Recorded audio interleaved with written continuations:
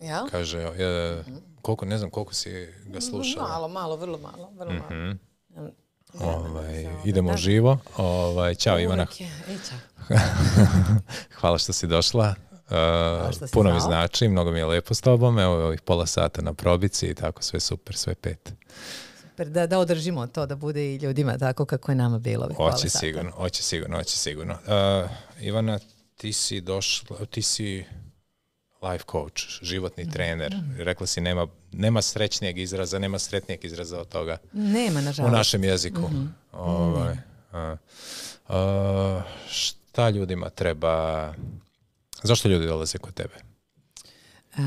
Najrazličitiji razlozi, ali znaš kako, svi razlozi, kao što se svi strahovi mogu podvesti pod jedan ili dva, tako se zapravo svi razlozi ljudski mogu podvesti pod jedan ili dva, ali da to ne bi zvučalo odmah na početku onako mnogo bombastično, dolaze zaista iz najrazličitijih razloga, od manjka samopouzdanja do nezadovoljavajućih odnosa, što partnerskih, što nekih drugih, vrlo često partnerskih, do osjećaja da ne koriste dovoljno svoje potencijale, do anksioznosti, do raznih oblika zbunjenosti, znači zaista zbog najrazličitijeg. Zapravo nekada i ne znaju zašto su tačno došli, ali se ne osjećaju dobro. To je već dovoljan razlog, znaš. Ja se ne osjećam dobro i trebalo bi nekako da se osjećam bolje. Ja želim da se osjećam bolje i onda zapravo nekako zajedno istražimo te razloge. Koliko duboko ideš i koliko treba ići duboko i koliko možeš ići duboko sa ljudima da im nađeš uzroke tog nekog lošeg osjećaja, lošeg osjećanja i da se to izmeni, da se traži. Da li postoje, hoćete reći, da li u svojoj praksi imaš te neke univerzalne stvari koje mogu univerzalno pomoći svima ili se mora, ili je sve individualno i za svakog je posebna stvar? Pristup je generalno individualan jer ne treba svima isto i nismo svi isti, ali tako različite stvari rade kod različitih ljudi, kod različitih temperamenata, kod različitih tema, kao što si malo čas rekao. Međutim, ono što svima treba, i malo čas kad si rekao, pitaću te šta to ljudima treba, ja ću ti odgovoriti, a šta to tebi treba. Ono što svima treba i što zasigurno mogu da dobiju kad dođu kod mene, to je osjećaj da su dobrodošli. Ne u smislu da su dobrodošli pošto će mi platiti za sesiju, nego da su oni kao oni dobrodošli, da su viđeni, da su čuti, znači i čuti i viđeni, a pritom neosuđivani. Znači viđen, čut, a neosuđivan, neprocenjivan. Dakle, nema nečega što bi mogli da dožive kao kritiku, da li je u redu reći, nije u redu. I naravno da je to nešto što potpada pod odnos, koji treba da izgradimo. Ono što nekako automatski, zaista imam sreću u tome, verovatno su doprinele knjige koje pišem i sve druge stvari koje sam radila i pojavljivanja i medijska i slično, ali i moj lični senzibilitet, vrlo lako uspostavljamo odnos poverenja, jer ja sam prva ta koja otvara priču o ranjivosti, smatrajući da je to jedna dragocena priča i sećajući se uvek reči Lea Baskalje, koji kaže čovek čoveku najviše što može da pokloni jeste njegova sopstvena ranjivost. Lepo, lepo, da. I onda kad je otvoriš, kada je daš, onda i taj neko ima potrebu, kaže jao i ja isto. I tako uđemo, znaš, u to. Prikazujući svoje ranjivosti, u stvari potvrđuješ iskrenost, da kažemo, i nudiš iskrenost i otvorena vrata za iskreno. I to, ali i to da ti time kažem sve u redu. Evo ja sam ovdje gdje jesam, ti si došao kod mene, a ja sam isto ranjiva. Znači s tobom je sve u redu. Da, ono što si nabrala, te 4 stvari, da umeš da nudiš, da nekog slušaš, da nekog čuješ, da nekog ne osuđuješ. Šta je još bilo? Da se osjećaš, a da se pritom ne upecaš na priču tog nekoga. Da se s nekim povežeš, to smo ti ja, ti to možeš prvi da kažeš kako si doživeo naše povezivanje u roku od 37 sekundi, pretpostavljam. Znači to je nešto što ili imaš ili nemaš, ili si lav ili nisi. Tako je, sad to lav ili već koji znak, ali da reći, mislim, to su neke odlike i prijateljstva i prijatelja, da te neko i ne osuđuje, i da te čuje, i da te razume, i da ima empatiju i da te prihvata tako kako jesi. Znači, to nisu neophodne odlike samo dobrog life coacha, je li tako? Trebalo bi da bude tako, kao što ti kažeš, međutim, nisu to lake vrline za postići. Znaš, ima tendenciju, kakvi god da smo karakterno, kakvi god da su nam sistemi vrednosti, naš teži ka tome da negde stavi u neku fioku, da stavi etiketu i naš kritikuje. Na sve to i naša podsvest kritikuje jer je izložena kritici bila i što strožije ili što neko striktnije vaspitanje, uslovljavanje i slično, mi izrastamo u ljude koji prosto nemaju kud u tom svom matriksu, u tom svom nekom unutrašnjem scenariju, nego da i oni kritikuju i upoređuju. Jel? Tako da nije baš uobičajeno, ja bar ne poznajem toliki broj ljudi, a nemam, mislim, mnogo primjera ni u praksi sa prijateljima, naročito ranije iz prošlosti, da su bili toliko sposobni, kao što si rekao, da slušaju, da ne osuđuju, da se ne upoređuju, da i ne znam kako bih to sve nazvala. To jesu stvari koje moraju malo i da se nekako dostignu, jel? Neka vrsta veštine u stvari. Neka vrsta veštine, neka vrsta unutrašnjeg rasta, neka vrsta sazrevanja, neka vrsta iskoraka, neka vrsta mudrosti koja se stiče, neko je stiče godinama, neko je stiče tako što je pobegao od rata, neko je stiče tako što je izgubio majku rano, a neko je stiče tako što je seo pa radio na sebi, na svojim slabostima i ranjivostima, pa ustoji i učio. Jel? Tebi dolaze ljudi sa ozbiljnim problemima, mislim sa problemima koje zovemo život. Realno, mislim, niko nema lak život. Ja se slažemo to, jel ima ljudi sa lakim životom? Nema. Ne, sve su to iluzije. Da. Koliko to ljudi znaju uopšte? Hoću ti reći, nekad kad pričaš s ljudima imam utisak da dosta njih kaže kako ona ima lak život. Ne postoji. Ne postoji. Ali postoji ta zabluda kod dobrog dela ljudi, jel tako da neki ljudi imaju lak život? Jako prisutna zabluda i to je nešto možda čak, kako bih rekla, opasnije od tog procjenjivanja i osuđivanja ljudi kad kažemo ma lako je njemu. I onda kažemo vidimo njegove spoljašnje uspehe ili vidimo njegov izgled ili vidimo njegov šta god, njegov auto koji vozi ili šta god i kažemo ma šta njemu fali, njemu ništa ne fali, jer svi gledamo iz svojih referentnih okvira. Znaš, i onda onaj ko me nedostaje auto kaže wow šta njemu fali, on ima auto, jel?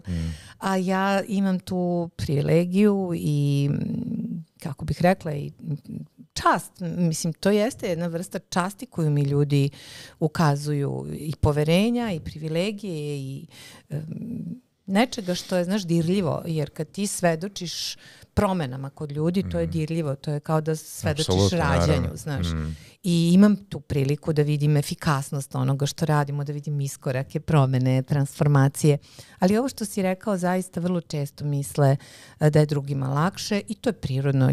Ono što te muči tog trenutka, to je najveći problem. Ne možemo ići ni uvek onim sistemom negacije u smislu može i gore, jel? Zato što znamo da može i bolje i onda nekako zahvalnost je tu neka, da kažem, optimalna varijanta. Ako smo zahvalni za ono što imamo, a težimo onome što nemamo, a možemo da podnesemo frustraciju, onda mislim, ćemo se kretati. Mislim, sad si u jednoj rečenici onako sabila dosta tih ključnih stvari na kojim se vjerojatno radi godinama sa nekim ili ima materijala da se radi godinama s nekim i na frustracijama i na nekim pogrešnim uverenjima i sve to.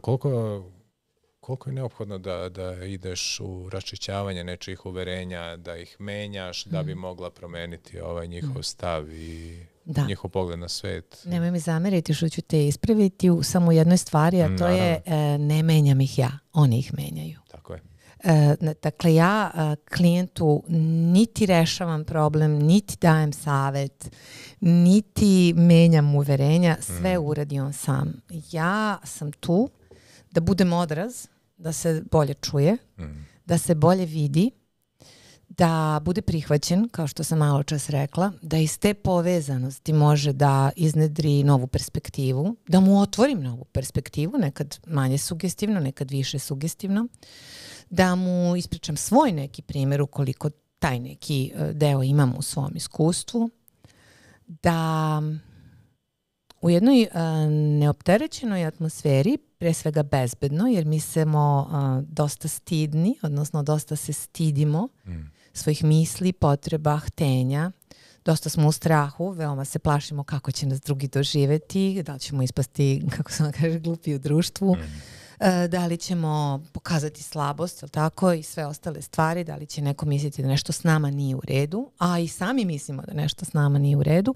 I onda kada se to nekako raščisti, čovek zna. Ne mogu ja znati bolje kako se ti osjećaš. Ti znaš. Naravno. Ja treba da budem tu, da možeš da izgovoriš, ja se tako osjećam, i da vidiš da se nećeš raspasti, a ako slučajno počneš da se raspadneš, da znaš, ona je ipak tu. Ne znam da li sam uspela da ti objasnim.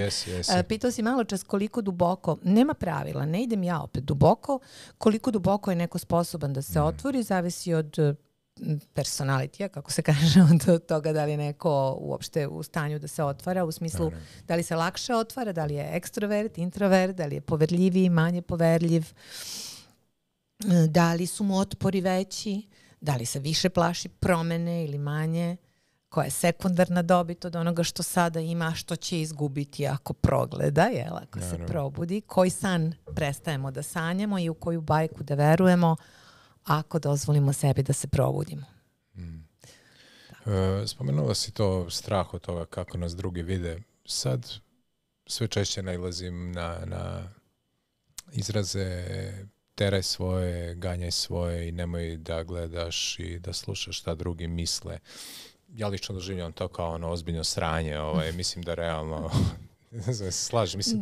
Mislim, to je jedna floskula. Prefloskulno. Floskulno, to je ono kao kaubojski. Na kraju pokaži srednji prst, fuck off, to. Jako mi to smeta, Svi mi u dubini duše, sve nas zanima šta drugi misle u većoj ili manjoj meri i mislim da je to normalno. Mislim da ne treba gledati šta ceo svet govori, šta svi iz tvojeg okruženja misle i govore o tebi, ali neki probrani ljudi koji ti znače, koji su na tom mestu iz nekog razloga koji je tebi bitan. Kragu naravno da je bitno šta oni misle o tebi. Ne znam, se slaže. Da, ali dodaću šta ali. Ajde. Znači ni jedno ni drugo. Ja sam inače pobornik, mislim ne ja kao ja, nego to je ono, kako bih rekla, što sam usvojila kao učenje, a to je srednji put. Znači ne krajnosti, ne crno i belo, ne dobro i loše, jer sve je i dobro i loše, zavisi iz kog ugla posmatramo, zavisi kojoj premisi koju hoćemo da dokažemo to treba da posluži i zavisi u kojoj smo životnoj fazi, u kojoj dobi i tako dalje, od konteksta, mnogo drugih stvari.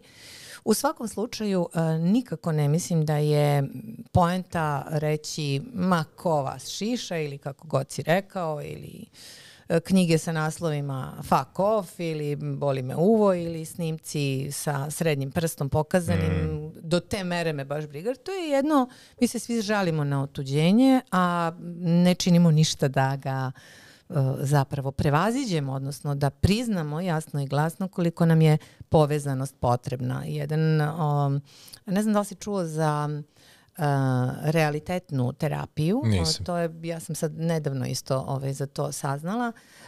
William Glasser je tvorac toga, odnosno on je osnovao to i ono što hoću da kažem zbog čega pominjem, zato što on kaže recimo da je ljubav i povezanost da su osnovne ljudske potrebe. Znaš, čuo si za onu Maslovljevu podelu, odnosno piramidu, pa je onda Viktor Franklin dodao tome i smisao, a onda je zapravo ovaj gospodin dodao ljubav i povezanost kao, smatra da svi problemi nastaju iz nepovezanosti i neljubavi i ja znam da su sve moje do sada napisane knjige, verovatno i buduće, imale za temu ljubav, odnosno šta se sve događa zbog nedostatka ljubavi. Generalno, da ne ulazim sad u analizu. I sad vraćam se na tvoje pitanje. I jedno i drugo je tačno. Tačno je da kao odrasle ljude koji ne zavise od drugih ljudi, znači meni nije potrebna tvoja ljubav da bih ja jela, spavala, otišla i tako dalje. Znači ja mogu da preživim bez tvoje ljubavi i ne moram da se dodvoravam i budem ono što nisam da bih ti se dopala. Ali ti je važno moje mišljenje. Ali mi je tvoje mišljenje važno ukoliko mi je važno, ukoliko ja tebe cenim i ukoliko smo mi povezani. I onda mi je važno da čujem, jer pored toga, znači drugi ljudi odražavaju nas na razne načine. Od projekcija, kad nam se nešto ne sviđa ili nešto sviđa, do toga da se ja prepoznajem i očitavam u tvojim očima. Da li se ti smešiš sada, da li si ti zainteresovan ili je dočekaš da se završi, tako, to što radimo. Znači, ako smo povezani, onda imamo veću potrebu i da jedan drugog, kako da kažem, zadovoljimo u tim potrebama. Ali ne do one mere do koje je to uticalo na razvoj potpune neautentičnosti kod ljudi, pa smo mi svi uglavnom postajali slike koje se od nas očekuju. Tako jer problematika autentičnosti je ogromna. I postaje sve izraženije. Tako je. Od fizičkog izgleda do toga da ja mislim da su od 5000 mojih prijatelja na Facebooku, ja mislim da je jedno 4500 ovih life coacheva. Tako je. Razumeš, znači poplava life coacha. Poplava svega, znači mi pričamo o autentičnosti, a njome se ne bavimo. Kao što decenijama pričamo o ljubavi, a ne znamo ni šta je, i kao što se navodno seksualna revolucija dogodila da zapravo nije dotakla ni 1% populacije, po mom doživljaju. Nego su ljudi živjeli nečije tuđe priče, tuđe filmove i tuđe pesme, jeli? Izvali to seksualnom revolucijom. I onda uvek kad je taj, kao što si to rekao, živjeli tuđe živote, tuđe priče, uvek kad je neki prodor, uvek kad je neki breakthrough, onda se ode u krajnost. To je prva faza. Znači, kad iz zatvora odeš, bilo koje vrste zatvora, često se ode u ekstrem. Zato to što si rekao, ma šta vas briga, ma ovo, ma ono, ma fuck off i slično, pripada onima koji zapravo su toliko pod pritiskom toga dugo bili da sad moraju malo da osete ukus toga drugog, pa uz Božju pomoć da nađu taj srednji put i povežu te krajnosti i pronađu i vrlinu i sistem vrednosti i ta autentičnost u jednom, jer to je moguće. Znači, moguće je sve. Spomenula si zatvor, skeptici bi rekli da smo svi u nekoj vrsti zatvora, da li koji su nam nametnuti ili koje same pravimo sebi. Kako ti to zvuči? Jesmo, ja bih se složila, saglasila. Bila bi skeptik sada. Ja bih se saglasila. Razlika je samo u tome što neko može u dvorište, neko ne može ni u dvorište, neko je u samici, neko ima TV u samici. Neko ima, da. Nekom dolazi češće posete, neko nema nikoga da mu dođe u posetu, neko je na 20 godina, neko na doživotno i tako dalje, ali saglasila bih se s tim. Kako završavamo u tim zatvorima? Jel taj zatvor sve tvrđi, sve zatvoru duži? Smo rođeni. Zatvoru smo rođeni. Matrix. Crvena i plava pilula. U zatvoru smo rođeni, da. Ljudima kad ponudiš izlaz iz zatvora i neki odbiju. Neki Da. Ušuškanost je majka. Pa jeste, da, to je ta zona komfora, to je ta zona komfora, to je ta zapravo zona sigurnosti, zona poznatog, znaš. I onda, ne znam da li si primetio, kad voziš, vrlo često, veliki broj ljudi vozi istim ulicama. Ja kažem, moj suprug svaki put zatraži spisak da mu napišem onu cedulju koju će kupiti u Veru, iako mi uvek kupujemo potpuno identične namirnice, znači ja ne znam kako je to u drugim kućama, ali mi ne možemo prosto da iskoračimo, jer ako je to tako sa namirnicama, veruj mi da je potpuno identično u životu. I to je jedan od razloga zašto ti je potreban coach. Kao kad ti komšinica da recept kažeš, novi. Idi drugim ulicama. Onda kaže, jesi video onaj raf tamo, evo tamo su nove testenine. Jel? Idi pogledaj, ništa neće vidjeti. Idi vidi da li tamo ima nešto što ti je interesantno. Možete boja privući, možete pakovanje. Bave se pametniji ljudi od nas time šta sve može da te privuče. Napisane su mnogo dobre knjige o tome šta sve može da se pronađe ako kreneš da tražiš, ali moraš da kreneš. Ne možeš da vidiš kako izgleda biti, ne znam, na vrhu planine ili bilo gde u podnožju planine ako uopšte ne kreneš putem ka planini, nego celog života živiš u ulici u glavnom gradu ili bilo kom drugom gradu. Znači, ko te okružuju stalno iste stvari, onda iste stvari vidiš i prepoznaješ i to je jedan od najvećih, da kažem, problema u transformaciji, ne u onim promenama koje nekad mogu da budu vođene ciljem i onda ideš za ciljem, onda možeš da nekako lakše, onda ti se učini da si napravio zapravo nešto dublje, a nisi, samo si iskoristio drugi način da dođeš do nekog cilja. Transformaciju ometa upravo to što mi možemo da usvojimo samo ono što nam je poznato odmah. Znači, mi prepoznajemo i onda ako je meni to poznato, ja to usvajam. A prema onome što ne poznajemo, mi a priori imamo otpor jer ga ne poznajemo. Tako da taj proces je proces. Jasno. Postoji generalno u svetu, mislim i kod nas, ja ne mislim da se u bilo čemu razlikujemo bitnije od bilo koje druge zemlje, nebitno ta potreba da izgledaš uspješno i da odaješ utisak uspješnog čoveka, što god to bilo. Što ti misliš o tome? Znaš kako, proći će mnogo vremena dok se sistemi vrednosti... Je li to uvek tako bilo? U nekim oblicima? Ja mislim da jeste. Znaš kako, znalo se... Jel to ono znači... Kad čovek pije, kad deda moj pije i nosi šešir i štap, onda kaže on je čovek bojem. A kad drugi deda ne nosi štap i šešir, on kaže on je pijanac. Razumeš? Tako da.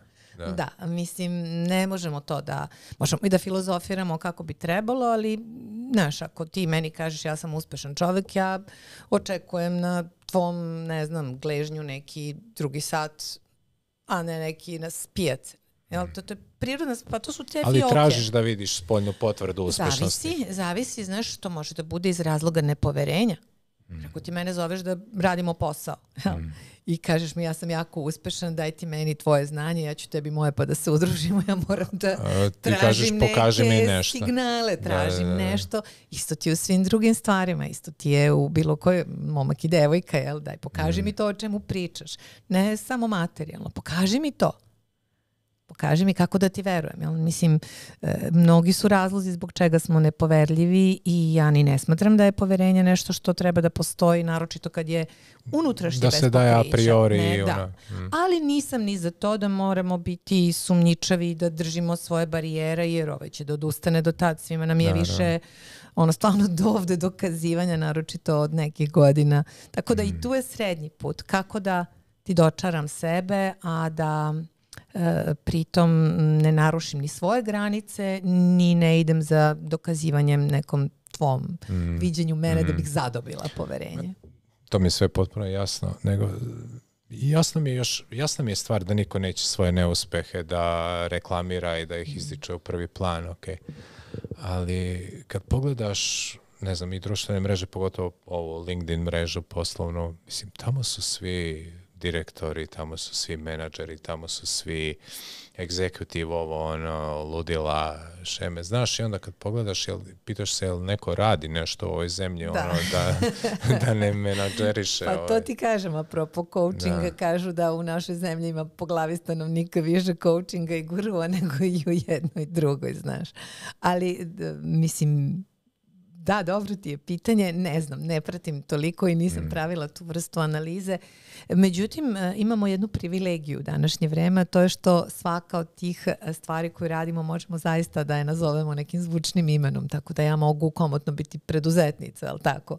Šta to znači? To znači da imam registrovanu firmu, a šta moja firma privređuje, to niko ne zna i da li ja krpim kraj s krajem ili nešto od toga preljeva, jel?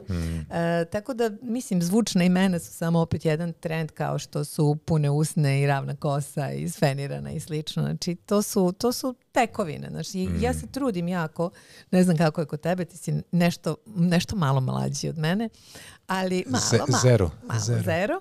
Ali, znaš, ako strašno se plašimo onoga da ne upadnemo u naše vrijeme, kako smo mi muziku slušali. Ja taman te nemoj, molim te, kako smo mi bili wow, a kako ovi sada, znaš, jer to je paradoksa.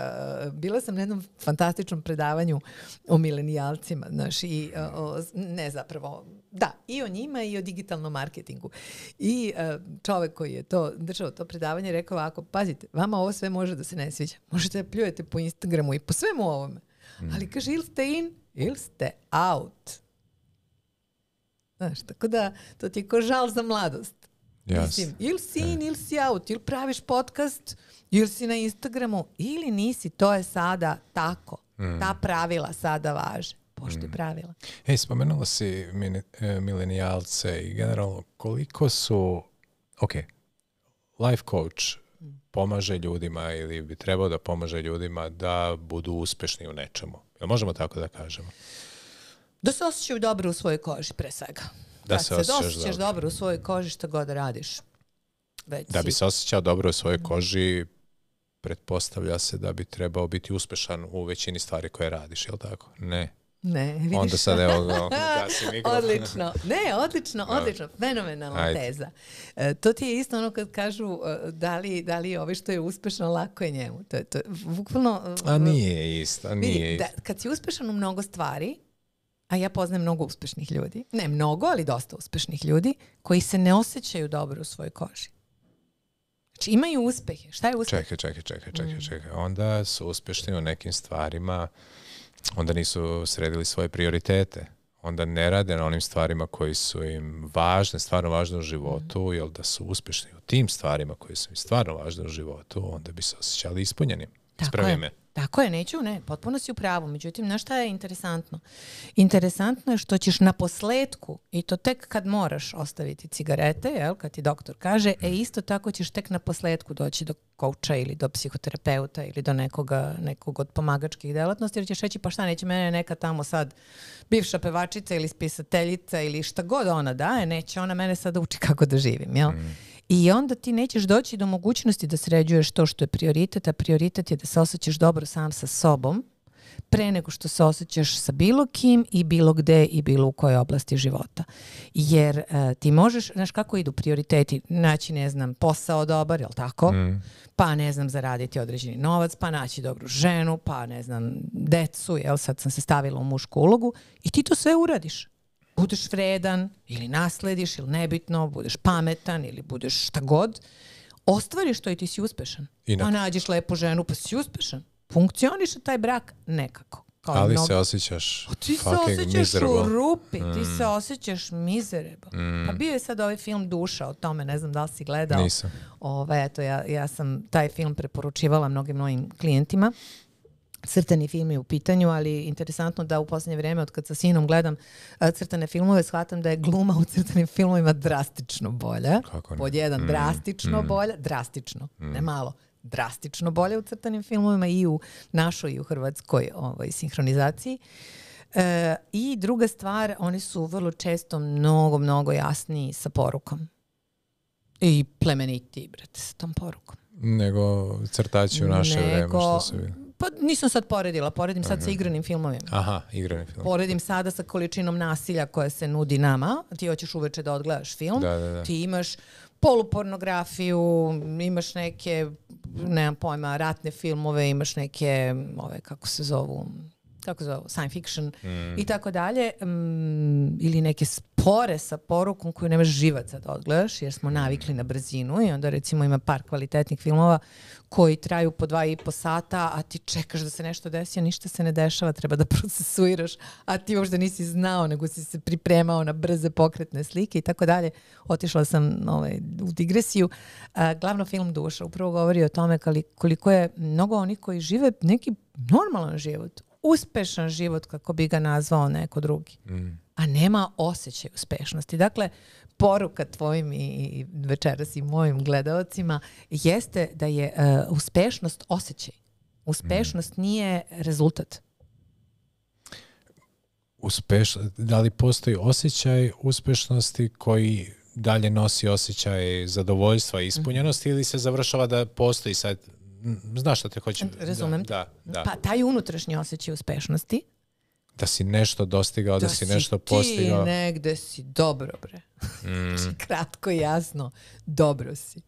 Dakle, ja imam razne faze u svom tekućem životu. Faze s manje novca, s više novca, sa uspehom, sa neuspehom, sa problemima u kući, sa problemima ovim, sa problemima onim. Ja sam dobro. I taj uspeh ne može ništa da mi oduzme, da više ne objavim ni jednu knjigu, da prestanem da se bavim coachingom. Ja sam to. Ne ja kao ime i prezime, ne ja kao moja biografija. Ja sam dobro. internet, TV je pun stvari kojim savjetujemo ljude kako dostići sreću, uspeh, radi to, bit će ti dobro, trudi se na ovaj način, pokreni se. I onda kad pogledaš oko sebe, imaš gomilu ljudi u svom životu koji se ne pokreću, koji sede uveče, gledaju TV, jedu sranje hranu, ne čine ništa dobro za sebe. Zašto se ti ljudi ne pokreću? Pa inercija je čudo. Malo pre si pomenuo zonu komfora, malo pre si pomenuo lenjost koja je kao i sebičnost primarna ljudska osobina. Evolucijski gledano, to je nešto što nam je imanentno. Da padneš, ne moraš da uradiš ništa. Da ideš nizbrdo, ne moraš da se trudiš. Da ne uspeš, ne moraš da se trudiš. Za sve drugo moraš da uložiš neki napor. Stvari su prirodno postavljene ako pratiš nizbrdicu da idu loše, jel tako? I za dobre stvari je potreban utrošak energije i trud. Tako je. Volja. Pokreni se, magarče, magarice. Ili kako god. Ili znaš kako, me ja uvek citiram u raznim prilikama, iako samo to znam, što se Peščanika tiče, nisam nikad pratila, ali znam da mi se dopala, jako mi se dopala taj njihov slogan, ako vam je dobro, onda ništa. Da. Je li vam dobro? Da. Ma ništa, onda sedi, gledaj, nikakav problem. Ma jel si dobro ti? I ne moraš ni da mi kažeš, nego ti sebe pitaj, jesi ti dobro? Ako si dobro, udri šta god da radiš. Ljudi ti ne odgovaraju iskreno, mislim to je kao dobar dan, kako si je, dobro sam, kako si dobar kako dan. Pitanje, takav je odgovor. Mi pitamo baš mnogo zainteresovano. Pa kako mi pitamo, tako i oni odgovaraju. Znaš. To je točno. What's up? Spomenula si hiljade i hiljade life coachova. Life coach nije mislim, postoji sertifikacija, ali se generalno ja mogu reći, evo, ja sam danas life coach i ne kršim zakon time. Ne kršiš zakon zato što zakon nije regulisao tu oblast, jel? Ali to nije kod nas. Ljudi su potpuno neinformisani kada je to u pitanju. A postoji i razlog zašto su neinformisani, zato što je i to jedna promena, a mi imamo otpor prema promenama i sad uvesti neko novo zanimanje, znaš, ili neku novu grupaciju ili neku novu šta god, neku novu uopšte obarati stare paradigme ili uopšte šta će sad neki life coach kad već postoje psihoterapeuti i psihijatri, šta znam, pa nije to isto. Nije isto ni u načinu, ni u update-u, pravo da ti kažem. Znaš, knjige psihologije su far daleko od onoga što sad na jednom dobrom, kvalitetnom seminaru možeš da naučiš. Jel' tako? Nažalost, zašto kažem nažalost? Zato što će taj psiholog, dok se zakonski nešto ne promeni, dok se malo kao društvo ne updateujemo, imaće prednost, znaš, i poklanjat će mu se često veća pažnja i veće poverenje, a to nije nužno tako. Ja ne kažem da ne negiram fakultete, ne negiram, znači nema tu negacije. I da, upravo si, svako može da se nazove, ali da ti kažem, svako može da se nazove čime god hoće. Veliko je pitanje... Ne može reći ja sam lekar, ja sam arhitekta. To je onda lažno predstavljanje. Da, upravo si. Da. Može da kupi diplomu, može da otvori s nekim koji je to i tako dalje. Mislim, uvek načini za to postoje, je li tako? Kažem, nije ni u svetu regulisana profesija. Zašto? Znaš zašto? Pa zašto se udžbenik ne promeni? Zato što je teško uvesti novi zakon, zato što je teško promeniti semafor s jednog ćoška na neki drugi. Zato što se teško dolazi do promena kada su... Znaš zašto je to? Zato što ne postoji egzaktna nauka iza toga. Mi pričamo o... Postoji subnauka, coaching je kao subnauka, se predaje na fakultetima, da, ona je već na mnogim... Hoćeš reći da postoji i da se stavlja reč nauka bilo sa sub ispred ili iza ove... Sa subnauka, da. Svako ko sada zaista bude hteo neignorantski da se ponaša prema coachingu, ukuca na Google i pronađe da je coaching subnauka. Na engleskom jeziku subscience. Kao što je psihologija bila prvo subscience. Psihologiju i dalje mnogi smatraju subscience. Što i jeste. Subscience. Tako. Sve što je ljudska duša i sve što je... Tako je, što je realno nemerljivo i nekonzistentno. Pa onda je i medicina subscience. U mnogim, pa evo ti ga COVID. Dobro. Ne kažem ja in general, razumeš, ali Dobro. postoje, hoću da kažem, postoje stvari gde se čovek pogordio zaista mnogo. Bilo da se zove doktorom, bilo da se zove coachem, bilo da je radnik. Postoje stvari koje mi ne znamo, a opiremo se neznanju i trsimo se da znamo u odnosu na onoga ko zna manje od nas. Da. A to nije logičan put. Slažem se da moraju postojati normativi upravo da bi sprečili lažna predstavljanja i tako dalje. I ja ću se prvo zalagati za to da među coachevima budu oni koji su sertifikovani. Za sada ja sam to obavila u evropskom asocijaciji evropskoj koja se zove EMCC, odnosno European Council for Mentoring and Coaching. I to je put kako se to radi. Kod nas ne postoji takvo akreditaciono telo, postoji telo koje se zove UPSKS, a to je Udruženje psihoterapeuta, koučeva i savjetnika Srbije, ali je ono tek započelo neki svoj, da kažem, ne znam u kojoj meri, s obzirom da ne postoji ni zakon i s obzirom da je sastavljen uglavnom od psihoterapeuta.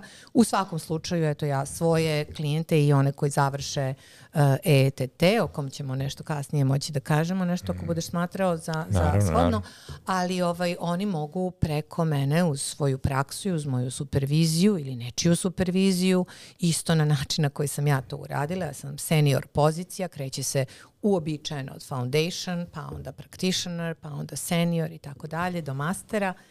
I to su putevi gde ti možeš da zaista imaš licencu. A znaš, samo jednu stvar još, kad kažu, često su me pitali na TV-u, kaže, kako vi koje garancije pružate i kako da klijent zna da je došao kod pravog čoveka, licenciranog ili ne, s obzirom da se svako može predstaviti. Ja sam postavila pitanje kako idete kod frizera? Jel nasumično svratite na ulici ili nekako se nešto raspitate, neko ko je već bio kod tog frizera? Vjerojatno i jedno i drugo. Ti u određenom trenutku vremena, u jednom trenutku odeš kod nekog kod koga ideš prvi put i probaš. Odeš prvi put i probaš. Da. Ili ti je rekla prijateljica Mica.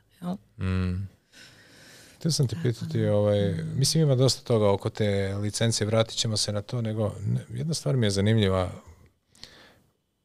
Uvek je kod ljudi bilo nekih ljudi koji su hteli, imali znanja, bili voljni da podele neka životna iskustva sa ljudima. To je nekad verovatno među našim starim bilo neki pametan čovjek u selu, pametna žena u selu koja je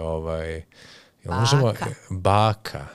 Jesu nam bake bile life coachevi? Pa negdje sam čak nedavno pročitala da jesu, ali ja bih sumnjala u to zaista. Možda life coachevi u nekim stvarima.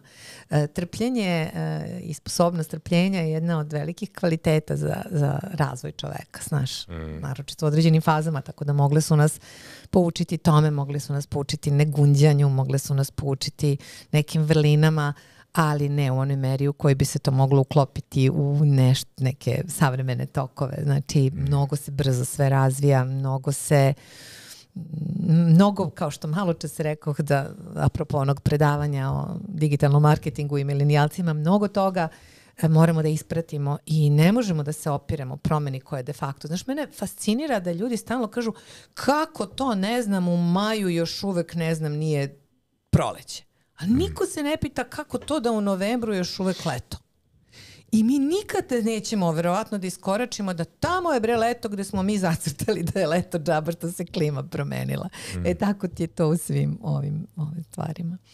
Međutim, podsjetio si me na jednu stvar u staroj Grčkoj, znaš, u antička doba, postojala jedna institucija koja se zvala zaista mentor.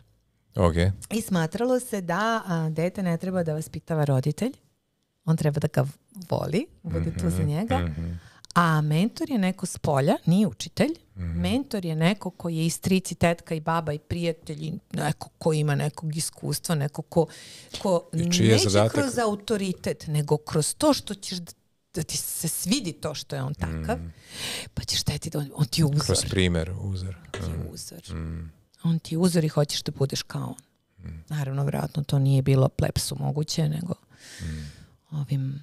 Ivana, kad smo mi odrastali pre nekih 30 godina, mislim, mi smo bili sami sebi life coachevi. Zato je ovako dugo trajalo, pravo da ti kažeš. Tako.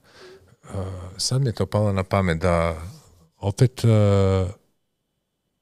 stvari koje smo mi prošli, generalno sad mi prikazujemo našim klincima ili ti recimo svojim klijentima ili nekom u slikama, prenoseći naša iskustva, tuđa iskustva, učeći ih koliko je to u stvari održivo, koliko to može biti održivo da ljudi gomilu stvari ne prođu i lično. Nije moguće. Nije moguće. Ne, ja imam jedan naslov, odgovorit ću ti kroz Naravno. to. Imam jedan naslov knjige koja se zove Ljubav bez iluzija. Ljubav bez iluzija. To ne postoji, je li? Pa ljubav može postoji samo bez iluzija, ali upravo to što si ti sada rekao me je pitala jedna profesorka književnosti koja je dovela svoju dečicu, ne sjećam se kog razreda, nije bitno 15-16 godina, neki srednjoškolci, i na samoj promociji me je pitala da li je dobro da mladi shvate, da nauče da je, kakva je to ljubav bez iluzija.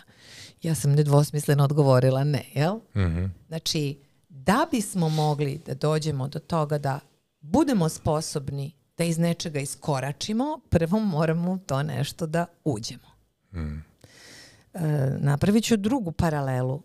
Picasso je rekao da treba da naučimo da slikamo kao dete. On nije rekao ostanite na nivou deteta. On je rekao obrnite krug i dođite do nivoa deteta. Drugačiji je pokret kad si prošao ceo krug, a drugačiji kada si, znači svakako da je iskustvo neminovno i svakako da ne treba da znamo, jer da treba, Bog bi tako i napravio da mi sve znamo odmah na početku. Ali drugo rođenje i sazrevanje i sve ono što je zapravo ono što se metaforički zove drugi život ili večni život, to je nešto za što sami moramo da se izborimo. Ko shvatio, shvatio. Ko se ukrca, ukrca. Da. Mi sve što radimo da bi uspjeli u tome što radimo, da nešto postignemo, da nešto steknemo, da imamo dobru kuću na dobroj lokaciji, da živimo u mirnom kraju i da nam u jednom trenutku život postane dosadan, generalno o tome i ne razmišljamo verovatno. I da svoju decu ušuškamo, da im damo neku sigurnost, da im damo... Ja to vidim kao veliki problem, da decu suviše ušuškavamo i ne dajmo im priliku da padnu, da ustanu, da... Ovo je teško pitanje. Do sad mi je ovo najteže pitanje koje si mi postavio, zato što... Mislim, pričamo, ne postavljamo si pitanja. Govorim ti stvari koje me stvarno zanimaju. Znam. To me iskreno zanima. Ja se tako potpuno... Ti s mog pitanja vidiš da ja razmišljam na taj način, nego da li razmišljam na ispravan način. To mi je... Nema, i to isto. Pazi, nema ispravnog i pogrešnog načina. Juče sam baš na seminaru izgovorila jednu rečenicu koju sam neposredno pre toga pročitala zapravo, da svaki čovjek radi i ponaša se verujući da je to u tom trenutku najbolji izbor. Ok, to je logično. Znači ja ne radim ovo misleći da bih mogla bolje. Ja radim ovo i biram ovo misleći da je to najbolje. Okay. I zato su pitanja koja postavljamo sebi posteriori vrlo nepotrebna, samokažnjavajuća, ne služe ničemu. Da li je trebalo da dete tako i tako, to ćemo znati jednog dana. A i nećemo znati. Skupa je cena. Ali ne možemo znati. Ti ne možeš da znaš. Znači postoji, evo ja sam prekjuče razmišljala o deci koja se okrenu kriminalu. Okay. Delikvenciji, bilo koje vrste. I mogli bismo da kažemo da su to deca koja su, zapostavljena, uglavnom iz nekih porodica gde je bar jedan roditelj nešto u nekom alkoholu, u nekom problemu, da je to neki milje određeni, jel tako, neki stalež, da kažem, nižeg standarda, manje edukovan i tako. Pa to nije istina. To nije istina. Mislim, ja ne znam da li ti, ali ja poznam veliki broj ljudi koji su na ovaj ili na onaj način. Slažem se, da. Koji su iz fenomenalnih porodica i koje majka nije ostavila babi da je čuva, pa kažemo u tome tražimo. Znači, moram da ti kažem da kao roditelj 9-godišnjeg deteta ja sam još uvek zbunjena i verovatno ću biti do kraja mog roditeljevanja. Učiš na dnevnom nivou. Na dnevnom nivou. On mi je razbio sve ideje o tome da se može zauzeti stav, da je to još pogotovo pa pogrešno. To čoveku daje iluziju komfora. Čekaj, šta znači da ne možeš zauzeti stav? Da ćeš danas isto kao i sutra. Dobro. I da budeš siguran da to što si izabrao taj put će da da taj rezultat. Možda bidne, ne mora da znači. Jel te to onda stavlja na neku, da nemaš puta uopšte definisanog? Velika fleksibilnost je potrebna. A opet, da li imaš neki put? Da li ima nešto što se zove put? Da, imam neki put. Mogu da podelim s tobom odmah moj put. Ajde. Moj put je konstantan kontakt sa sopstvenim telom. Dobro. Znači, šta znači? Da li me to uznemirava, da li me to znoji, da li me to guši u želucu? Znači, nekako se konsultujem. Psihosomatski treba. Tako je. Onda razmišljam, kad god bih odreagovala, nekad se to desi promptnije nego što stignem da razmislim, ali to je kako to služi mom detetu. Ne kako knjige kažu da bi moglo da mu služi. Kako to njemu služi danas. Onda razmišljam uvek od kad sam otkrila to mesto, šta da uradim s mesta ljubavi. A šta je mesto ljubavi? I sad verovatno mnogima veliko razočaranje. Mesto ljubavi je mesto svesnosti. A šta je svesnost?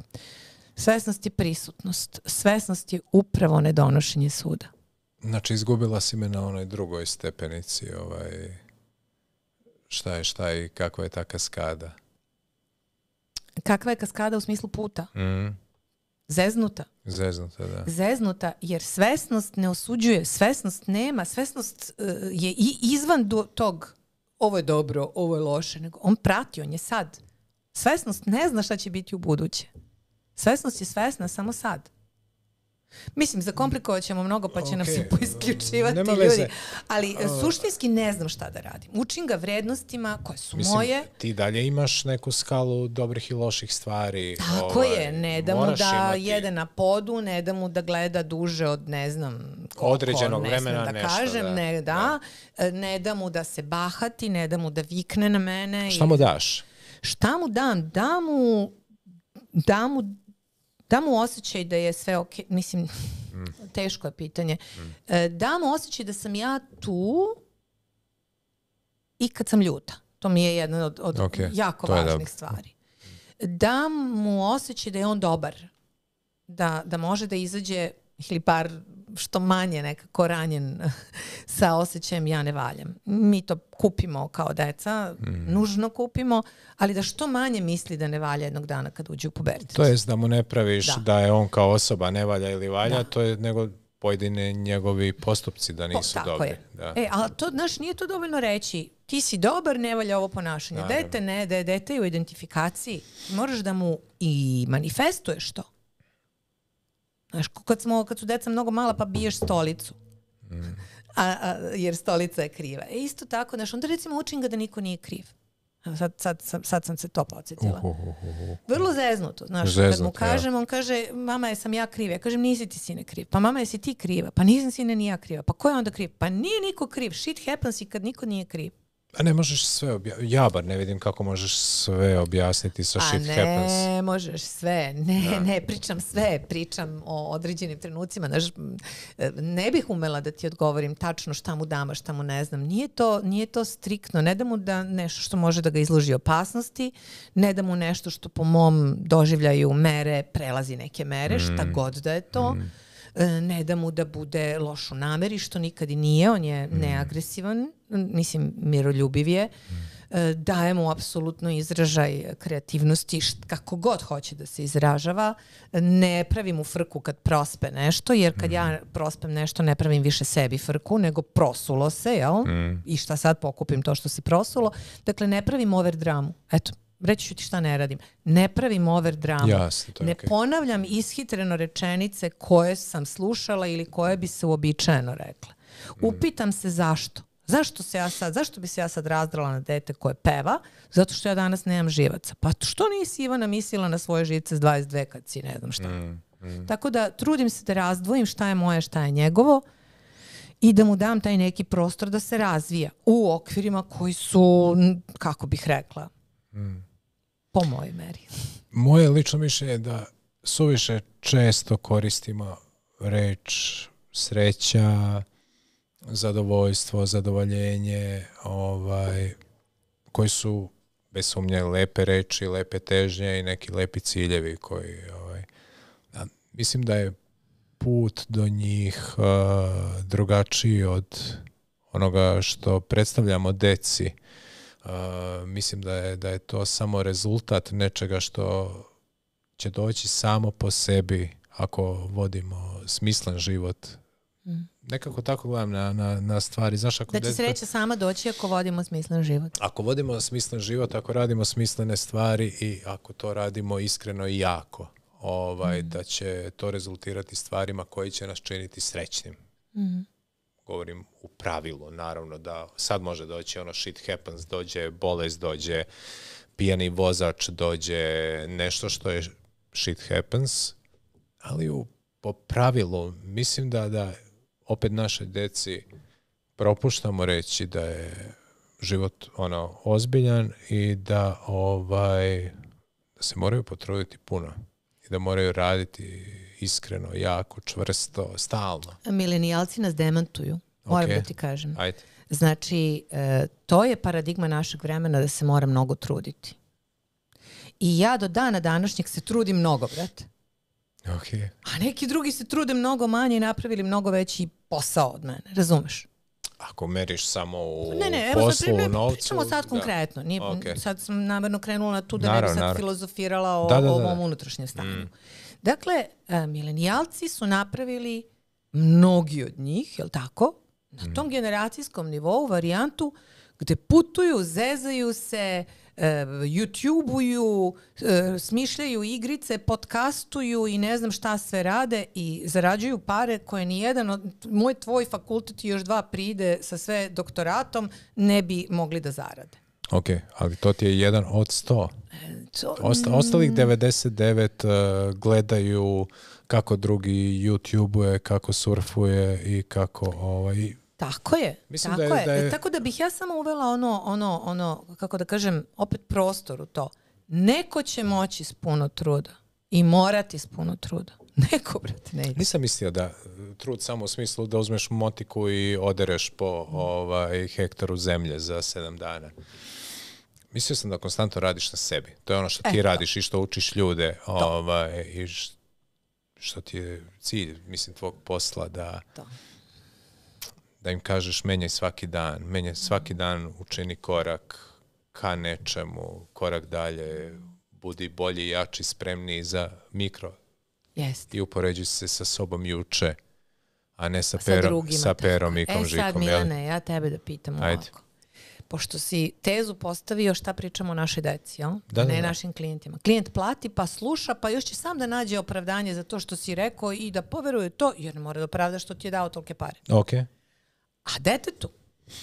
Jesi ti slušao mamu i tatu? Da. Oni ti rekli moraš, sine, to i to, a ti ih poslušao. Pa svaka ti čast. Kao prvo možda moja mama i ovo sluša. Mama, ako slušate, molim vas, pozovite posle. Bio sam poslušan zato što sam u principu morao biti poslušan. Imao bi sankcije da nisam bio poslušan. Imao sam onako striktne roditelje. Morao si da budeš poslušan. Tako je. A da nisi morao? Ne znam stvarno. Bio sam suviše mali da mi se sjećate. Ti striktan roditelj? Pa jesam u principu. Opet trudim se da ne budem previše striktan, ali postoje pravila, postoje neki obrasci, postoji nešto što svi kao porodica radimo i što se trudimo da imamo svi. Neke iste vrednosti i neke iste akcije. Jel? Znaš zašto te to pitam? Ja sam izbegao da kažem, jesam striktan ili ne. Okej, lepo, to je dovoljno. Ne treba, ne mora dublje. Ono što sam u stvari htjela da kažem, ne zbog toga što sam ja bila primjer neposlušni, priroda mi je prosto takva uvijek bila, rodila sam se takva, nego i zbog još jedne stvari, čak i kad poslušamo, ne znači da smo usvojili. Dobro, definitivno. Zato smo malo čas spomenuli tu instituciju mentora. Ti si me pitala, moram te prekinuti, Mm-hmm. pitala si me da li sam bio poslušan. Jesam, bio sam, slušao sam šta mi se kaže, zašto sam morao da slušam šta mi se kaže. Ti si mislio na tu vrstu poslušnosti. Da li sam usvajao sve vrednosti koje su mi rečene? Ne, nisam. Tako da. Ja, terminološki sam u stvari htjela da pitam to. Kada ti otac ili majka kažu, naš dete, ovo sve što si malo čas ispričao, ili ti kaže najbolji prijatelj, evo sad da proširim temu za one, da ne bude dosadno onima koji nemaju decu, a slušaju sve ovo, ili ti partner to kaže. Mene partner nije mogao da nauči da skijem. Okay. Nisam mogla od njega da primim, razumeš? Bilo mi je krivo što već nisam super skijašica. Ili što već ne igram tenis fenomenalno. Dakle, teško usvajamo od onoga ko je emocionalno involviran. I on nam teško prenosi jer je emocionalno involviran. To je prirodno tako. To je prirodno, a prema roditelju prirodno imamo otpor da usvojimo njegovu vrednost. Jer prirodno želimo da budemo drugačiji. Imamo problem da usvojimo vrednost koja nam je verbalno predata. A usvajamo ono koja nam je obrazce prikaz. Ponašanje, tako je. A da ti kažem, najviše ono što nije izgovoreno, a nije ni prikazano, nego je istina. Pa sad nek se zamisli. Daj mi primjer neki. Pa daću ti primjer da ako je neko glumi sreću i večeramo svi ovako i sedimo pored stola i sve je lepo i prate se svi protokoli, još skupljamo se u 3 kako neko kaže uvek se... Ajmo šta je bilo u školi, šta je bilo. To ne znači da će naše dete imati osjećaj doma, istine i stvarne sreće te porodice. Jer možda sve vreme, ako je visoko senzibilno, percipira da je sve to neki grč, da je mama u grču, da nijedna vibracija nije protočna, da energija nije protočna i stvarno se ne iznenadi sutra kad mu ćale doživi infarkt. A ti kao doktor vrlo dobro znaš posljedice svega ovog o čemu večeras pričamo, a ti o tome očigledno duboko promišljaš, jer pitanjima vidim da duboko promišljaš o tome, ti to iz pozicije doktora medicine znaš. Upravo to koliko sve ovo utiče na ono što se samo manifestuje posle kroz bolest, kroz kiselosti organizma do svega ostalo. Rekla si pojam, to si spomenula i prema što smo se uključili ove visoko senzitivne osobe, da ih ima 15%, pa sam te molio da me ubaciš na tih 15% preko veze. Primljeno, ušao. To je novi termin, je li? Pa za nas je novi ovdje na ovim podnebljima sigurno noviji nego... I šta podrazumeva? Podrazumeva grupaciju ljudi za koju si, eto rekao, 15% i zovu se minority in a world, but majority in a psychotherapy. Dakle, manjina u svetu, a zapravo većina na psihoterapiji. Reč je o posebnom senzibilitetu, ali ne samo senzibilitetu koji se tiče čulne percepcije, nego dubine procesuiranja, a isto tako ne samo dubine procesuiranja, nego čak i snimka mozga ili kako se to zove neuroplastike ili kako se anatomskih to zove anatomskih detalja mozga, jeste. I onda je velika problematika, znaš, sve one deca, oni mogu biti introverti i ekstroverti. Introverti su češći. Moja teorija, nakon što sam saznala o svemu ovome, je da bi bilo više ekstroverta da nisu sankcionisani jer su jako zahtevni i teški zbog te svoje prenadraženosti i preosetljivosti. To su dakle one bebe koje mogu biti burne, koje imaju česte tantrume, koje stalno nešto hoće, koje i tako dalje, kojima smeta svetlo, kojima smeta buka, kojima je temperatura samo 24 stepena optimalna, ispod toga je hladno preko toga i tako dalje, razne druge. Naročito je to problematično posle 2., 3., 4. i ostale godine i onda mislim da iz nemogućnosti da se roditelji izbore s time, sankcionišu to ili puštaju da, znam primere gde majke kažu izlupetala sam ga posle prvog napada besa, nikad mu više nije palo na pamet. Mislim, meni Bogu hvala i znanju hvala koje sam imala da mi nikad nije palo na pamet da izlupetam dete posle tantruma, ali isto tako ih je imao po 10-12 dnevno, tako da ja ne znam kako sam ja preživela. Tako da ne osuđujem ove koji su to uradili. Za one koji ne znaju Tantrum je napad i besa kod dece. To je mali nervni slom kod deteta. To se njima dešava, oni to nama ne rade. to je ono što vidimo i oni koji nemaju decu vide i u tržnim centrima pa ispred i gledaju, kakva je to majka, znaš, i tako dalje. Okreću očima, kolute. Pa kolutaju, samo povređuju se, bacaju se, puštaju zvuke koji su... Ne, mislio sam da okreću očima ljudi koji gledaju tu decu. Da. Ja, vidi dete. I pitaju se šta li su ovi roditelji. Šta rade oni sa tom decom? Nemaju granice i ostale stvari. Znaš, da ne širim i ne privatizujem mnogo celu priču. Ja sam mnoge stručnjake, doktore, konsultovala u vrijeme kada sam tome svedočila i imala priliku da od jednog vrsnog dečjeg psihijatra dobijem informaciju, nemojte da vam pričaju bajke o granicama kad je vaše dete u pitanju. Šta to znači? To znači ne možeš detetu kojemu se nešto dešava, a ne radi to tebi, da ideš ka njemu tako što ćeš da odagnaš neprijatnost, tako što ćeš da ga nalupaš, zatvoriš ili kazniš. Moraš da ga utešiš jer se to njemu dešava. Moraš da budeš stariji od tog deteta, odrasliji od tog deteta, sposobniji da izdržiš njegov nervni slom. A ne da ti dobiješ nervni slom pa nalupaš dete. I takve mnoge druge stvari. Zašto sam opomenula zbog visokih senzitivaca? Dobro, dakle, visoki senzitivci kojima i ti pripadaš, jeste, s tim što si ti u ovoj grupi ekstroverta. Dobro. Barem ovako kako te sada imamo priliku da vidimo, samo da si tu. I oni su, moram ti reći još jednu stvar, oni jesu malo poteški za hendlovanje i kad su mali, i kad su stariji, i u partnerskim odnosima i sami sebi su jako komplikovani, teški. Onda ja to nisam. Ali su oni koji će spasiti svet. A onda jesu. Eto, vidiš. Eto, tako da, to je jedan termin s kojim je važno da se upoznamo. Mnogi klijenti i ljudi koje poznajem, koji su se upoznali sa ovim terminom i postoji sad divan seminar koji održava Žana Erdelja, nazove se Senzitivnost kao snaga. Postoje i divne knjige na tu temu i tako dalje.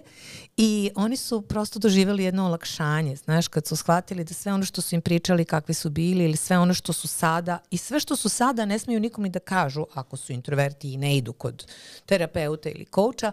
I odjedanput dobiju olakšanje, ja sam u toj grupi, a to isto kao i ti.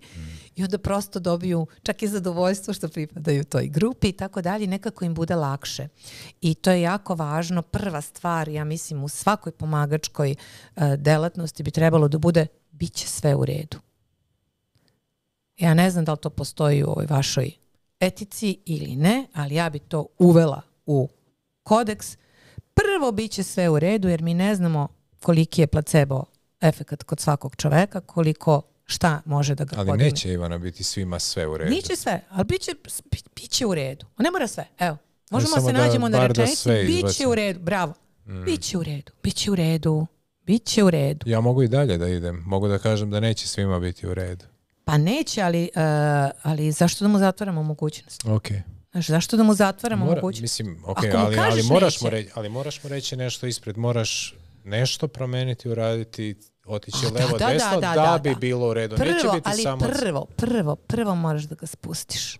Ali dobro okay, da ne proširimo temu previše. Pričali smo o uopšte osjećaju čoveka da nije dobro. Aj sad smo malo stavili temu bolesti i raznih drugih stvari koje mogu da se dogode svakom čoveku. Međutim, poenta je da kada čovjek nastupa sa problemom, njemu je jako važno da čuje da i drugi imaju takav problem. Znaš, onaj vic, i drugima se to dešava. Jel? Tako da... Spomenula si vibracije. Mislim, to sam načuo se te reči. Sve vibrira, svi vibriramo. Pa vibriramo? Pa ja ne znam, jel vibriramo? Ja sva vibriram. Ja vibriram potpuno, ne znam. Ajde, onda i ja vibriram, onda nisam znao. Ali... Čekaj, da pišu nešto ovi tvoji gledalci, nek nam jave, jel vibriramo? Ajde, pa neka jave, da li vibrirate.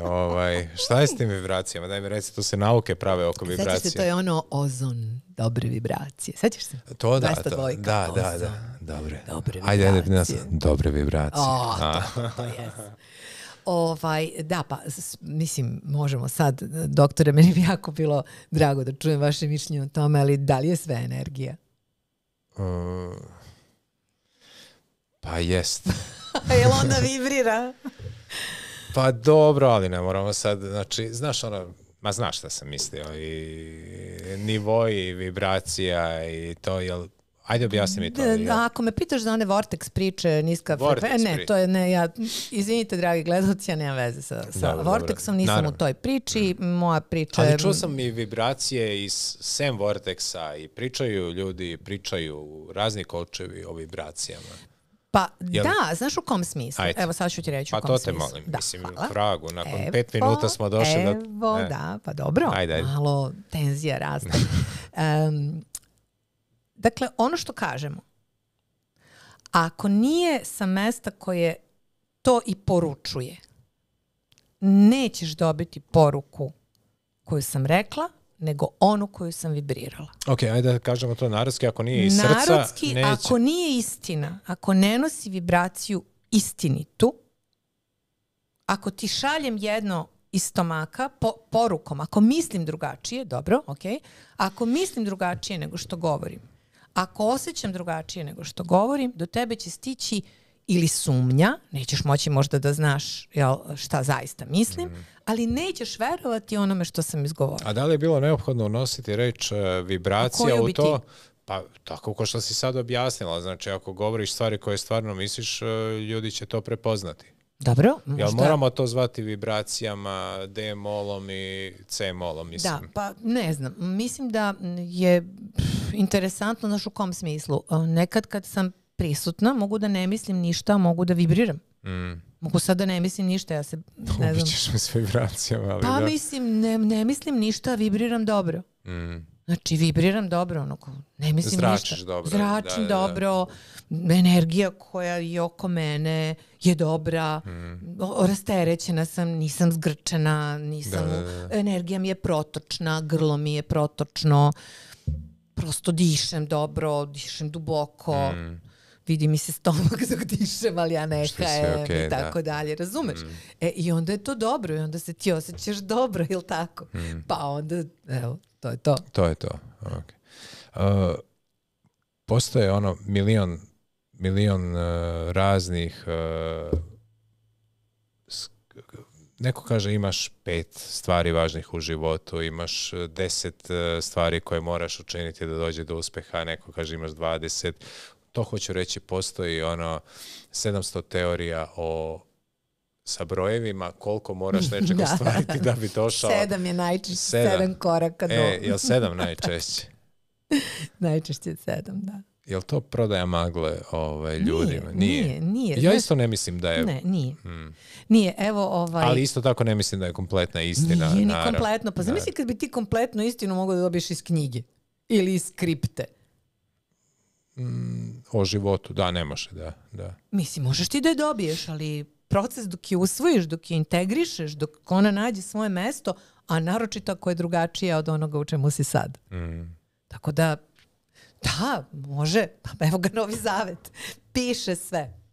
Od A do Š sve piše. I poveri tvoj neka ti bude kak i Abraham ili Hicksli, kako se zovu zakoni privlačenja. Pa te piše. Poveri tvoj neka ti bude. Kakve su ti misli, takav ti je život. Ko kuca, otvorit će mu se. Dobro, to je tačno. Ko ima, daći mu se, ko nema, uzet će mu se i ono što ima. Pa sve piše. Zato što nismo iz ovih ili onih razloga što nam nije protumačeno i što nismo bili ni spremni da bi nam bilo protumačeno. Piše, lepo piše, ali ko ima uši da čuje, neka čuje, ko ima oči da vidi, neka vidi. Tako i u ovom sadašnjem trenutku. Znaš, ima neko sad, ne znam koliko imamo, 100, 200 ili koliko gledalaca, neko sad bez veze priča ko zna kakvim nebulozama, možda ima 100.000 gledalaca u ovom trenutku. Ali to ti je to, mnogo je zvanih, malo je odabranih. Kažem. Dobro, ajde sad, da, mi se sad možemo reći da pričamo smisleno i verujemo da pričamo smisleno. Ta poplava stvari koje možemo nazvati plitkim i sve to, koliko misliš da je to problem u dostizanju nečeg višeg u životu i da odlači ljudima pažnju i... Znaš šta me... sad si to rekla, rekla si šta... Znaš kako, ali ja ne mislim da stvarno svako treba da stigne na isti cilj. Odlično. Znači, meni je okej, jel to, pa malo pre smo to rekli, tebe to čini srećnim. Jesi ti okej? Ali... Problem je ako nisi okej, treba da znaš da imaš mogućnost. U tom smislu bih voljela da više gostujem, da me više ima i na TV-u i svuda, da ljudi više mogu da čuju o coachingu, o efektima koji se mogu postići, ja ili neko drugi ko ima šta da kaže i ko ima rezultate neke na tom polju. Ali znaš kako, za svakog, kao što svaka roba ima kupca, tako i svaki segment u životu ima neku svoju publiku i svako ima prava da nekako prođe. Bez sumnje da ima prava, ali ja ipak mislim da bi svako trebao da vodi bar u nekoj meri da neki oblik smislenog života i da nešto učini od svog života. Hoću reći ovako, ima dosta ljudi koji će, ne znam, dočekati 50. godinu u roditeljskoj sobici, ne radići ništa više i da imaju osjećaj da im je to okej. Mogu napraviti da im je okej. Stvarno misliš da mogu da misle da im je okej? Mislim da da. Mislim da neki mogu reći da tuku čips, tuku Coca-Colu, gledaju, igraju igricu čitavu noć i kažu meni okej, ja sam srećan. Jel može imati osjećaj sreće? Ja mislim da može. Pa ne znam šta bih rekla. Mislim da nam je dato da budemo socijalna bića, da nam je dato da se samo aktualizujemo na ovaj ili na oni način, neko može, znaš, ima na knjiga Momo. Jel nam to obaveza kao ljudskim bićima da jurimo to, da nešto napravimo od sebe? Da pomognemo nekom svojim životom, da pomognemo sebi svojim akcijama. Znaš, ako bi nam bila obaveza, mislim da bi bilo mnogo još manje onih koji bi tome se okrenuli. Jer mi ne volimo spoljnu kontrolu. I to se opire... Tu dolazimo po meni do ključnog problema, problema. Neprihvatanje obaveze. Mi kao bića imamo obaveze, nemamo samo prava. I mislim da je to i negde problem i sa obrazovanjem koje dajemo deci, da im prvo deklarišemo njihova prava, što je super i genijalno, ali negde propuštamo da im kažemo i obaveze. Da, ali je opet problem možda koji autoritet je tu da kaže obavezi, koliko se često one updateuju. Ne da kaže, sama si rekla to da primjerom dokažeš da ti kao roditelj prvo svoje obaveze izvršavaš i kao roditelj. Mislim, ti... Mi pričamo o deci, o zdravlju, a roditelji imaju po 150 kila i ne znam, domove koji su prepuni dima i ne znam šta sve. Znači, u tom smislu da, ali kako da ti kažem, to se ne može nametnuti. Ne možeš ti nametnuti ni bogatstvo materijalno, ni bogatstvo duha da neko želi. Ne možeš ti nekom da nametneš, jel? Tako da to su evolucijske stvari i to je, mislim, nešto što će doći. Neko će se uklopiti, neko će otpasti, neko će shvatiti da obično se ljudi trgnu pred nedaćama i pred bolestima. Tako da mislim da korona ima sada mogućnost da neke stvari pokrene kod onih koji su više ili manje spremni. Neki će da dotuče, neki će da pokrene. Znaš kako, ono što ja smatram privilegijom današnjeg vremena jeste što svega ovoga kad smo mi bili mladi nije bilo. I moj put je bio stvarno težak i trnovit. U smislu ja sam se vrtela i grizla svoj rođeni rep i bila na pragu raznih oboljenja i imala razna somatska oboljenja od ulkusa do ne znam, alopecija, do problema s kožom. To da prevedemo. Čir ćelavosti. Čir, ćelavost, sfinkteri, grčenje mišića, napadi panike. Ja sam patila od ozbiljnih napada panike i anksioznosti, tako da ja kažem, vrlo retko neko dođe da radi na sebi zato što traži Boga ili traži smisao, nego traži da mu bude bolje, da udahne vazduh nekako, jel? Tako da u knjizi Eckharta Tolla kaže, ako još uvijek ne menjate ništa, znači da niste dovoljno patili. Tako imam klijente koji imaju mogućnost da ne moraju da se pomere iz raznih razloga u raznim pravcima, da kažem, vaš najveći problem je što ne morate. I šta mu još kažeš? I kažem mu bolje da se pokreneš Idi, dok možeš. Pokreni se, majke ti, i onda još nešto na francuskom dodaš. Jeste, dok te život kao najbolji katalizator ne dovede do situacije da moraš. Jel ono, kad gledaš, mislim, mi smo najviše stvari naučili iz frustracija, neuspeha koje smo imali, mesta na kojima smo pali. Jeste, i to si malo čas si počeo, pa sam ja verovatno nešto drugo odgovorila. To si i pitao da li previše ušuškavamo decu i tako dalje. Teško pitanje, još teži odgovor. Mislim, ne znam da li previše, šta znači previše, kad ih treba frustrirati, da li će ih već život dovoljno frustrirati. Ono gde sam kao sigurna, to je pošto do 7. godine, treba da najvažnije je da dobiju taj osjećaj utočišta, pripadnosti, njihove lične okejnosti, odnosno da su i povezanosti i ljubavi. Nekako sam muž i ja se zezamo, ja kažem, ok, do 7. godine smo uradili šta treba, sada štedimo pare za psihoterapeuta. Da ima neki to prestaju sa 3 godine. Dete. Pa da, otprilike ne možeš, isto jedna olakšica, ako mogu da je izgovorim i sebi kao roditelju i tebi i svima koji gledaju ili će tek biti roditelji ili jesu, šta god da uradimo, pogrešit ćemo. Jer to jeste isto jedna od tema, ne može roditelj da nas formira, mi se sami formiramo. Ajde, ne plašimo ljude toliko, neće skroz da pogreša, ali će biti elemenata. Biće ono što mora dete samo da odradi. Pa da li je to frustracija, da li je to razmaženost, da li je to nisam dovoljno dobar ili je to, ne znam, narcizam, ali na nečemu će morati da radi. Kao i svi mi prethodno. I to je smisao, to je Vaskrs. Naravno. Ko je tebi life coach? Imam 2 life coacha trenutno. Jedna je Irena Antoli iz Hrvatske, druga je moj supervizor Slađana Milošević. Mislim, ne pevačica Slađana Milošević.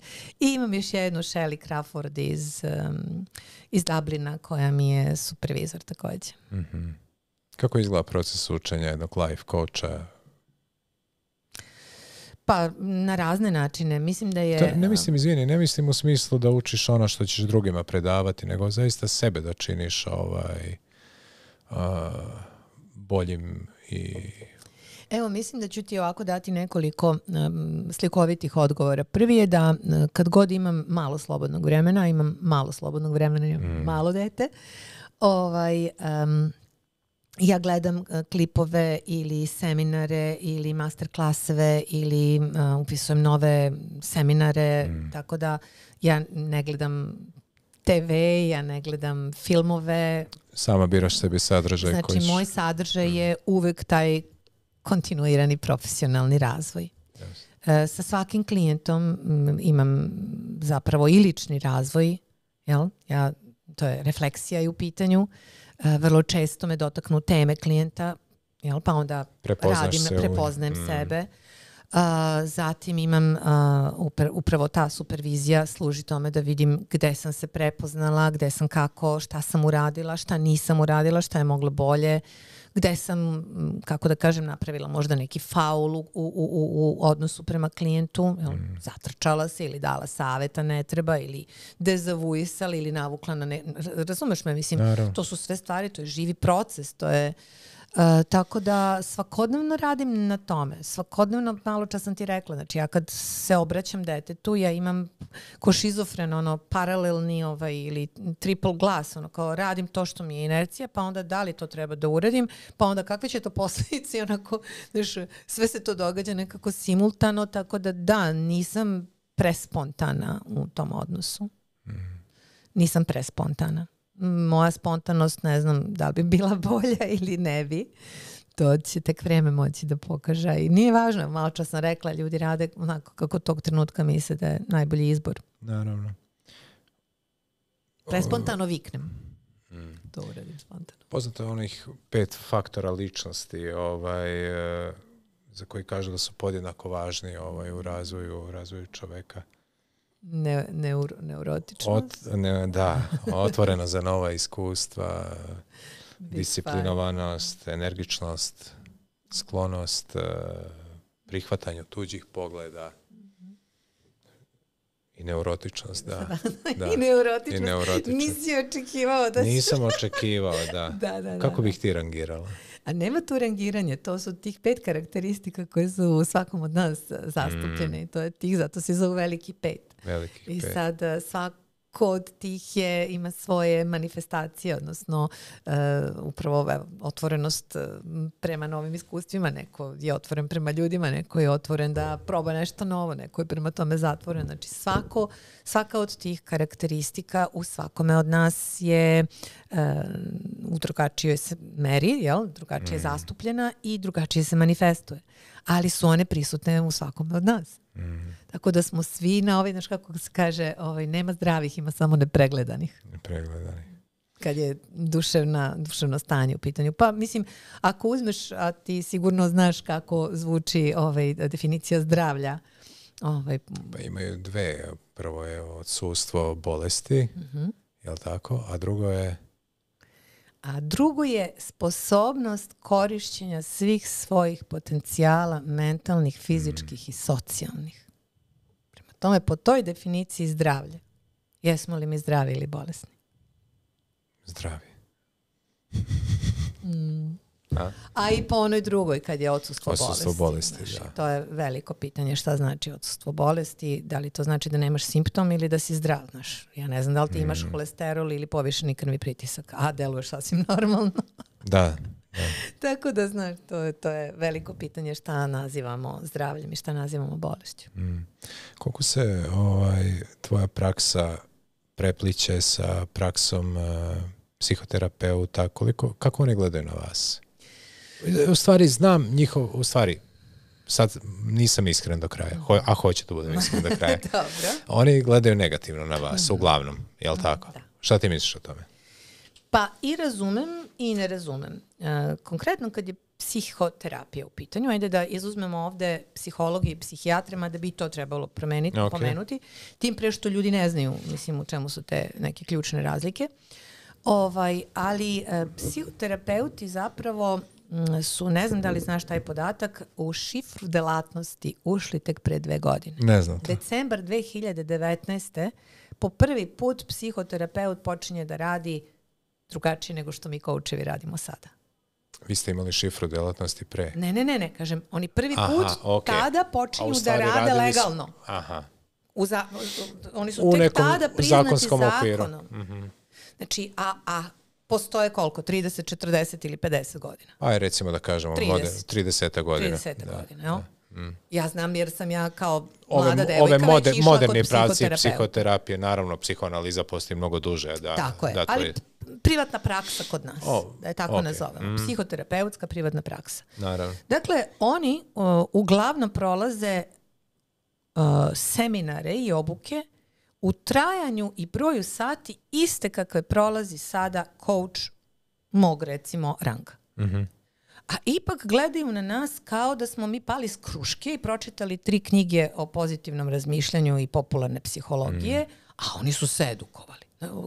Razumeš? A to je samo ignoracija, to je neznanje. Druga jedna stvar koju želim da, nadam se da će ona jednog dana doći na neki, da kažem, da ćemo na ozbiljnijem nivou, ne u smislu razgovora, nego da će veći broj ljudi moći da čuje ovo što ću sada kažem, a hvala Bogu što mogu da kažem, hvala tebi, da psihoterapeut samo prikači sebi coach i nikoga ništa ne pita. Znači svakog sad psihoterapeuta da nađeš, pa kako da ne? Niko ih ništa neće pitati. Okay. A mi coachevi, ne daj Bože da dirnemo u od psiho. Znači mi kad uzmemo jednu tehniku koja se koristi ili stavimo u našu edukaciju Eriksonovu razvojnu teoriju ličnosti, a kao ovo je sada, nije ovo dobro, sad vi se mešate u psihoterapiju. Mislim da je reč i kod nas i u svetu o podeli tržišta, pravo ti kažem. Podeli kolača, da još rožnjaka. I još jedna stvar je tu u pitanju, ona koju si ti pomenuo, a to je de facto ti ne možeš da znaš ko će se predstaviti kao life coach. Tako da bi bilo vrlo kulturno kada bi ti koji nas, kako kažeš, ne podnose, rekli one bez licence. A bar da ove koji su nešto se izgrčili godinama i decenijama, da bar njih priznaju. A ovo je ovako jedna generalizacija koja se smatra kognitivnom distorzijom, a to upravo rade ovako kako čuju life coach, tako naš izbacuju iz igre. I to je jedna izazov veliki za nas koji se zovemo life ali coach. to svakako prvenstveno morate vi rešiti unutar vaše struke, znači definisati šta je kvalitetno, šta nije kvalitetno, šta je dobro, šta nije dobro, da bi vas i drugi ljudi standardi treba da se uspostave, tu će biti novih problema i tako dalje. Ko će uspostavljati te standarde, ko će imenovati akreditaciono telo, ko je ta kapa nad tom kapom, hoće li to biti stranački ili ne, hoće li se opet psihoterapeuti umešati u to, koje će kvalifikacije, to će sve biti jedna.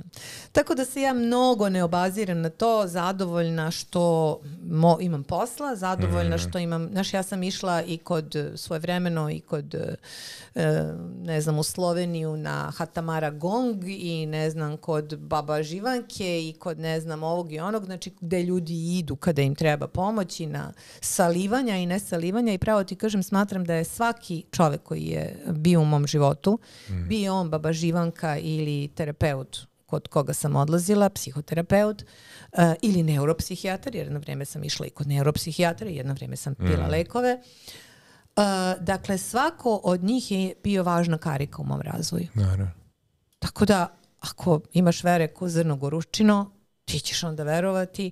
A ako si lakoveran, onda nemoj da imaš ideju da si u veri, onda si lakoveran. Onda tražiš linije manjeg otpora i brze rezultate. Tako da svega ima svuda, u svakom žitu kukolja, tako da čovjek će morati sam da se potrudi da sazna.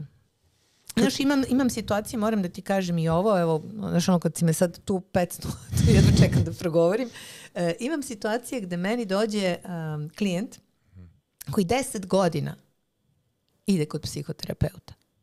Pa mi ti sad reci, kao doktor, je li to normalno? 10 godina ide kod psihoterapeuta. A zašto je još nenormalnije? Ključne teme koje su problem tog čoveka nisu nikada dotakli.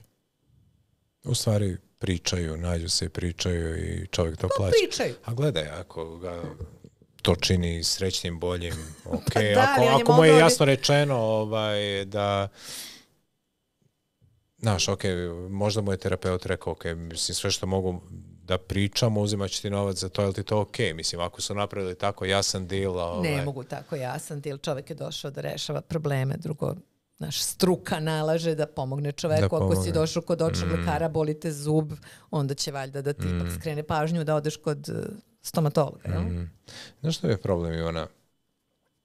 Imaš devojku, momka, mladog čoveka, mladu ženu od 22-3 godine koji generalno nisu prošli ništa u životu, realno, vrlo malo, i nazovu se life coachom. To je problem. To je problem. Jeste. Mislim da bi bio, bračni savjetnik, moraš nešto znati u braku. Ne neophodno da si bio u braku, ali moraš nešto znati, moraš čuti milion iskustava, moraš naučiti konkretna znanja, neku konkretnu nauku i razvoj. Previše je toga, previše. Čak mislim da je taj life coaching vrlo često nekom izlaz kad ne vidi neku drugu stvar čime će se baviti, nazove se life coaching. Da, pa to je poplava reiki majstora, life coacheva i raznih terapeuta, teta, delta, gamma, beta, nemam pojma i svega ostalog u posljednjih 15 godina, 10, ne 15, 10, a da ne govorim pisaca. Znači veruj mi, ja nisam posljednje 3 godine napisala knjigu, jer ja imam otpor prema tome. Ja nisam do korone nisam snimala videe, jer ja kad otvorim telefon i vidim da svaka devojčica daje iste savete koje ja posle toga treba da izgovorim. Kako se osjećaš? Grozno se osjećam, ali znaš kako, bavila sam se i muzikom i pevala u Askama dok je postojala i Bananarama, pa ipak sam pevala, jel tako? Iako smo nekada umesto mikrofona imale u ruci četku uvijenu u foliju, jer tamo gde nije bilo opreme, a nismo imale svoju, naročito u početku. Kako se osjećam? Osjećam se bez veze, ali se bez veze osjećam i u mnogim drugim situacijama. I onda ne razmišljam o tome, nego gledam svoj posao, čistim ispred svog praga, pravim nove ideje, nove kampanje, stavim neki testimonial na sajt, imam te predivne izraze lica svojih klijenata, svedočim, kažem ti, tim transformacijama ozbiljnim. To jeste genijalno. I to je, to je dirljivo, to ne mogu da prepričam.